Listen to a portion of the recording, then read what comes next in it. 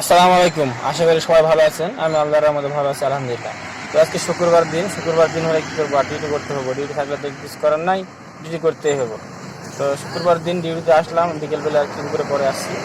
এদিকে আসতে বেরিয়েছে রাস্তায় আর কি পুরো আকাশ মেঘ মেঘ, বৃষ্টি হবে এরকম ভাব। একটু গরম আছে, কিন্তু প্রচুর মেঘ লেগে আছে আকাশে।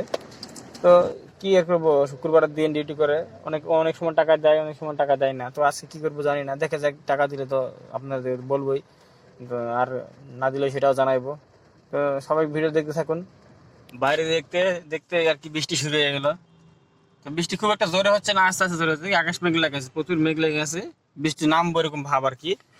বৃষ্টি তো থেমে গেল। দেখুন এই সামনে কোরবানি ঈদ উপলক্ষে কোরবানি গরুগুলো ঢাকা আসা শুরু হয়ে গেছে। আজকে শুক্রবার, সামনে একটা শুক্রবার থাকবো, এর ভিতরে কোরবানি হাট সম্পূর্ণ লেগে যাবে। 6:30 রওনা দিয়েছি, 7:50 বাজছে কারণ বাজার রেলগেটে আসতে আসতে। রাস্তায় অনেক জ্যাম ছিল, আর বাম পাশে রাস্তা বন্ধ থাকার কারণে এই পাশে 2 লেন করে দিছে। তো এখান থেকে বাসায় যাব, বাসা থেকে আবার চেম্বারে যাব।